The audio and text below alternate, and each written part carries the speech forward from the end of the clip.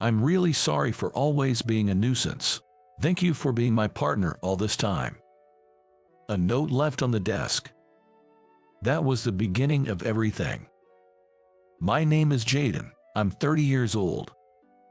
I work in the editorial department of a publishing company. I married my colleague Amy 3 years ago, and we're the so-called dinks. Dual income, no kids. Work and personal life are fulfilling. We had a good marriage, no complaints, or so I thought. One day, out of the blue, Amy left a divorce paper and a note and walked out of the house. There was no particular fight or any memory of blaming my wife. I was completely at a loss as to why she wanted a divorce. Going back in time a bit, I met Amy during the new employee training at work. I was in my 5th year at the company, and the junior I was in charge of was Amy, fresh out of university. "Hello, I'm Amy. Nice to meet you." I was a bit worried about her being excessively cheerful and giggling without reason. As expected, she wasn't all that into her job. Moreover, she was clumsy and made many mistakes, the epitome of a newbie who just couldn't get it right.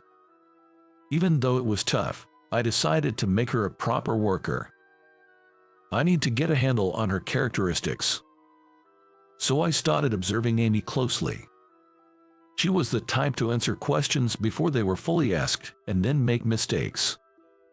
But Amy was earnest in everything she did and took on even the most troublesome tasks seriously. Just her presence in the office brightened the atmosphere. She was always smiling and never missed a greeting, and before I knew it, she became the idol of the workplace. Despite being her senior, I ended up learning from Amy. Being able to do your job isn't the only thing you need as a working adult. Being the kind of person others think, "I wouldn't mind helping them," is also an important quality. Using her charm and communication skills, Amy gradually transformed into a capable worker. Working with her and guiding her passionately, I realized I was drawn to her. I didn't want to mix work with my personal life. I spent a year being a thorough mentor to Amy, drilling her in the ABCs of an editor. Then, the day I was no longer her mentor, I asked her out for a meal, under the guise of a celebration for the end of her new employee training. "Is it okay, Jaden? This place is famous. It's even been featured in magazines, right?" Amy looked around worriedly.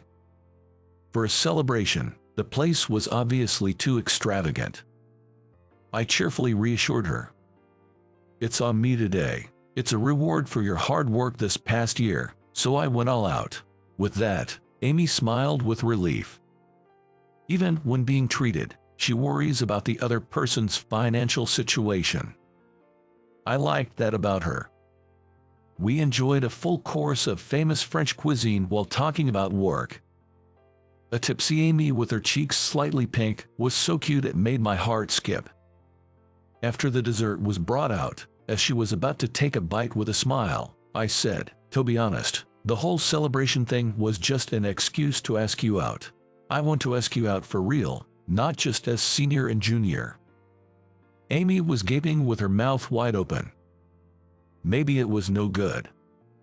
Just when I was about to get discouraged, Amy suddenly burst out laughing. "Of course, it's okay. Thank goodness. My 1-year-long unrequited love has finally paid off." Amy's response nearly knocked me over. What an honest person she is. I found myself laughing along, feeling somehow relieved. For some reason, her boundless cheerfulness was my salvation. I was glad she was my partner. Even after we started dating, I kept thinking that. The serious and nervous me, and the bright and impatient Amy. If you add me together and divide by 2, we're perfect. So, please marry me. That's how I proposed to her. Amy, crying tears of joy, happily accepted, and we made it to marriage without a hitch.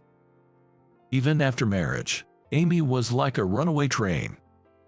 She'd acted on her desires and, without consulting me, immediately put her decisions into action.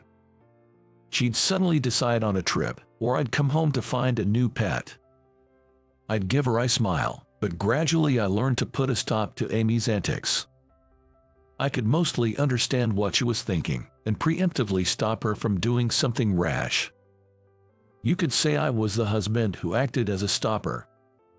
Amy would puff up her cheeks and say, "I'm not a child anymore. Can you not check up on every little thing I do? It's like you're my guardian, Jaden." She'd retort like that. Every time we had an exchange like a comedic duo, I savored the happiness of being with Amy. And yet, what on earth is this divorce paper and note on the table? This time, I just couldn't understand Amy's feelings. Moreover, she had sent in her resignation to our workplace. I felt a rush of anger. I immediately grabbed my cell phone. I kept calling, but she didn't answer. I hurriedly contacted Amy's parents' house, but it seems she hasn't returned there. Amy's mom, sounding apologetic, handled my call. "I'm really sorry, but since we haven't heard from her either, we don't know what to do." That was true. Once Amy had made up her mind, blaming someone wouldn't change the outcome. In the end, without being able to have a conversation with Amy, I reluctantly submitted the divorce papers 3 months later. It was a bitter decision, persuaded by both my parents and Amy's. 5 years after the divorce from Amy, I became a divorced office worker and threw myself into my editorial work more than ever. Well, it was the only way to distract myself from the loneliness. I was tasked with creating a tourist guide for each state, which took me on a business trip to Napa Valley in California, where Amy's folks live. It was a busy day. I was running around all day with interviews and meetings, and before I knew it, it was evening. After bidding farewell to the interview crew, I began to walk through the bustling night streets. Now that I think about it, I hadn't visited Napa Valley since the divorce from Amy. For some reason, I was hit with a wave of nostalgia and found myself enjoying a leisurely stroll, taking in the ambience around the main station area. That's when it happened. I saw a mom pulling along a little kid. I was gazing absent-mindedly when a shock hit me, and I blurted out without thinking, "Amy, isn't that Amy?" I found myself sneaking peeks at her from a distance, blending into the crowd. Sure enough, it was Amy. And thanks to the kid throwing a fuss, Amy didn't seem to notice me at all. She passed by me while talking to the kid. Watching her, I felt my pride being shredded to pieces. Dark emotions began to swirl inside me.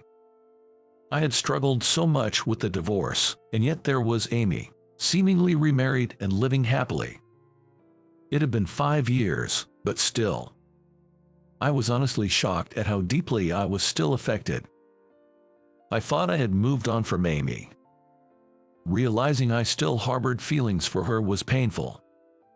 But Amy had moved on, started a new life without me. I had to keep telling myself that, trying to force acceptance. Sadly, it just wasn't my place anymore. As I was finally coming to terms with it and about to leave, that instant, "Mommy, Daddy's here," I heard a child's adorable voice and instinctively turned around. There stood Amy with a surprised expression. We both just stood there, unable to move. I couldn't shake off the word "daddy" from my head. Amy remained silent, looking uncomfortable. I found myself blurting out, "Hey, long time no see. You look well. If you've got a minute." I suggested we go to a diner nearby to talk. Amy nodded. Then I spoke to the child. His name is apparently Joshua. A lively little boy, by the looks of it. We went into a nearby diner and initially exchanged updates about our lives, making small talk though it was awkward. After a while, I confronted Amy with the question that had always bugged me.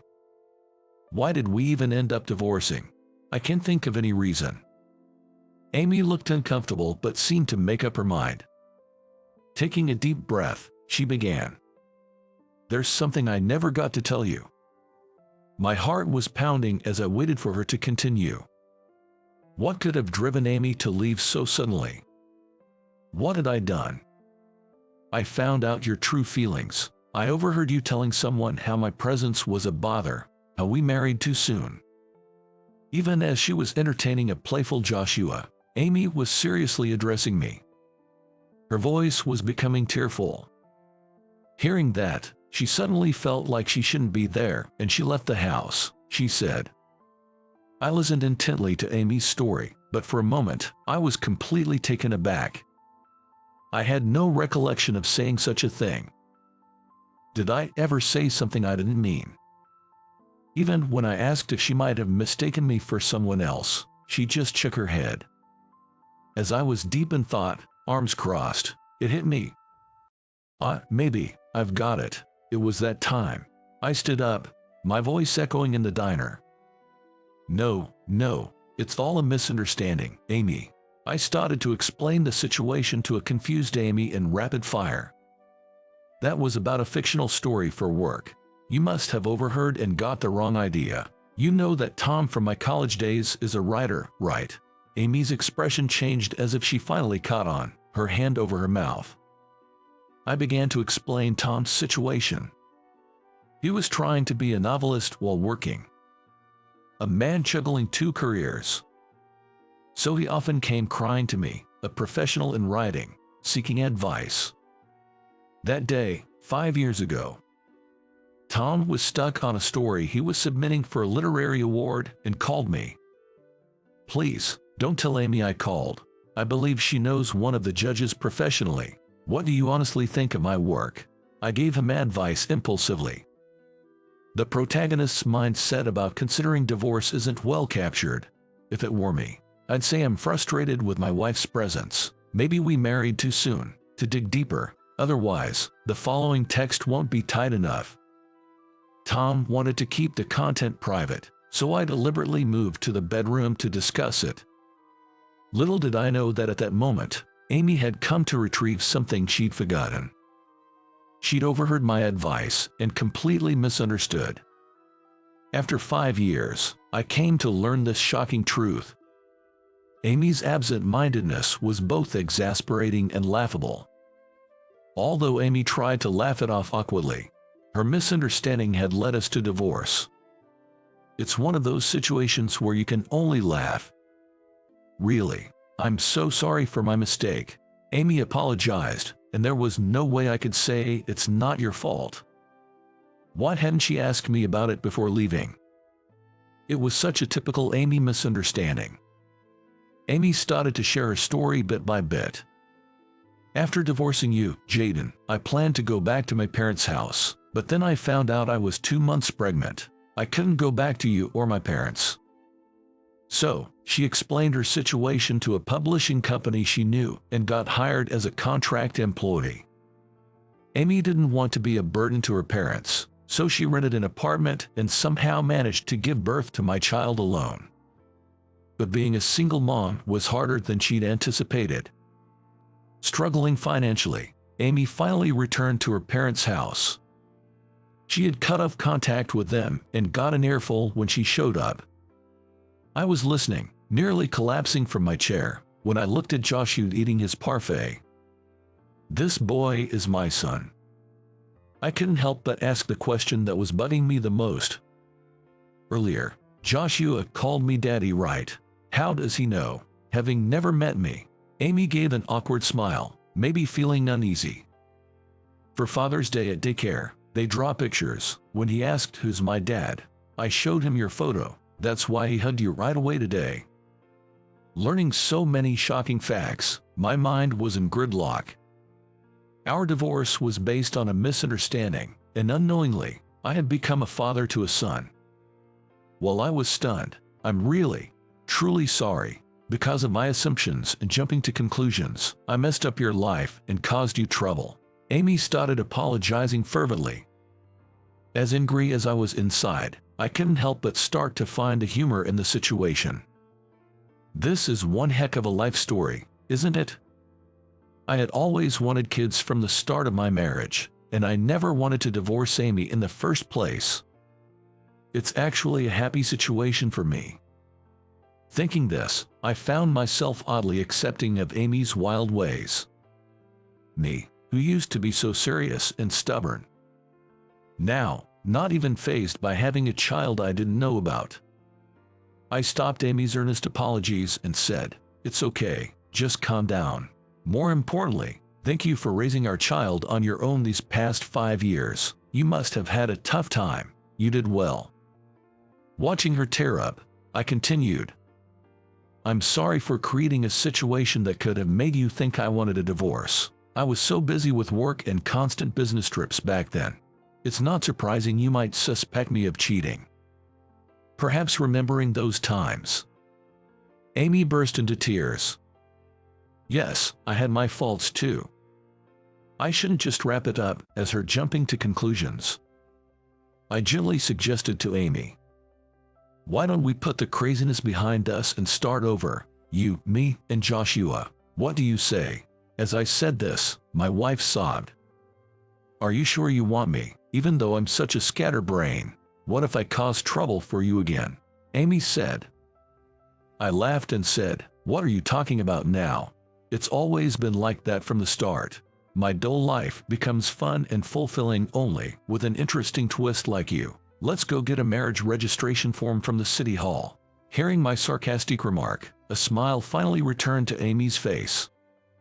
Joshua, watching us smile, shouted, "Let's go. That's my boy. He knows how to cheer up Amy." The three of us walk hand in hand down the twilight road. To make sure we don't pass by each other again. To make sure we don't part again. That was the moment Amy and I truly became husband and wife. A year has passed since that fateful reunion in Napa Valley. We remarried without a hitch. Back to being the same quirky couple, and Joshua quickly accepted me. Today is Joshua's daycare sports festival. I'm dead set on winning the parent-child race. I'm going to win first prize for my son, who I made feel lonely for 5 years. Amy watches with amusement as I get fired up. Maybe I've treated Amy like a daughter in the past. But now we are each other's important life partners. I make a point to listen to Amy's opinion before making decisions. These past 5 years have been tough, but I'm determined to turn them into happy stories we can joke about. That's my resolve.